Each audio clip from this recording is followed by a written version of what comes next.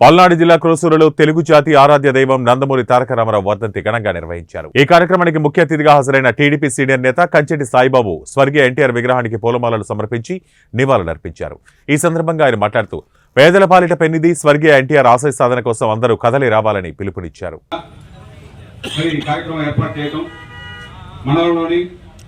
అన్ని గ్రామాల నుంచి నాయకులు, కార్యకర్తలు, అభిమానులు ఈ కార్యక్రమానికి తరలి వచ్చినందుకు ముందుగా క్రోసూరు మండలం తరఫున తెలుగుదేశం పార్టీ తరఫున హృదయపూర్వక ధన్యవాదాలు. మరి మహానుభావుడు కీర్తిశేషులు నందమూరి తారక రామారావు గారు 42లో పార్టీ ఏర్పాటు చేసినప్పుడు మరి ఏదైతే ఒక మంచి ఉద్దేశంతో ఆయన సినిమా రంగం వదిలి రాజకీయాల్లోకి వచ్చినప్పుడు రావాలని అనుకున్నప్పుడు సమాజంలో ఉన్నటువంటి పేదవారి కోసం, పేదవారి పడుతున్న ఇబ్బందుల్ని అర్థం చేసుకొని మరి ఆ రోజే ఆయన తెలుగుదేశం పార్టీ జెండాలో మరి పేదవాళ్ళకి మంచి చేయాలని ఒక సదుద్దేశంతో ఆయన ఏదైతే కళ్ళగన్నాడో మరి అదే ఉద్దేశంతో ఆయన చనిపోయే వరకు కూడా మరి పేదవారికి కూడు గుడ్డ అనే నినాదంతో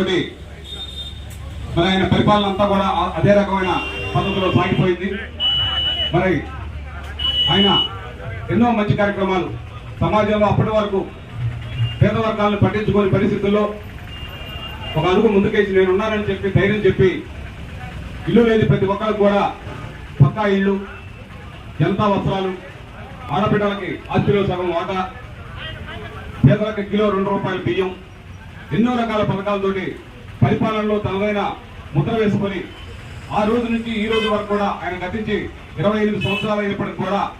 మరి ఈ రోజు కూడా మన మధ్యలో ఉన్నట్టుగా ఏ ఒక్క నాయకుడు కూడా ఈ ప్రపంచంలో జరగని విధంగా మరి ఆయన ప్రతి సంవత్సరం కూడా ఆయన వర్ధంతి కార్యక్రమాన్ని ఇంత ఘనంగా మరి ఆంధ్ర రాష్ట్రం మొత్తం నలుమూలలో కూడా ప్రపంచంలో ఎక్కడెక్కడైతే తెలుగు వాళ్ళు ఉంటున్నారో అన్ని చోట్ల కూడా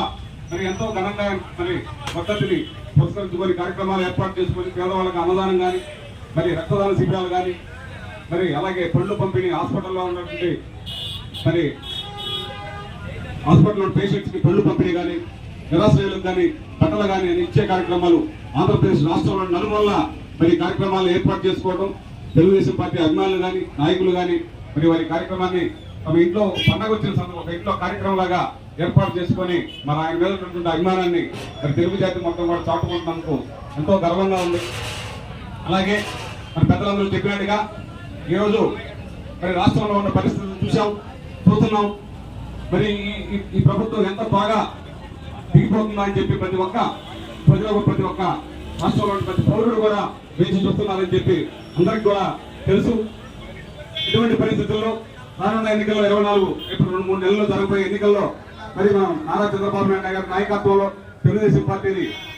అద్భుతమైన విజయాల వైపు అందరం కలిసి ప్రతి ఒక్క తెలుగుదేశం పార్టీ కార్యకర్త, నాయకుడు పోరాట పట్టుకు చూపి మరి గతంలో ఏ రకంగా అయితే అన్నగారు ఉన్నప్పుడు మనం అన్ని ఎన్నికల్లో కూడా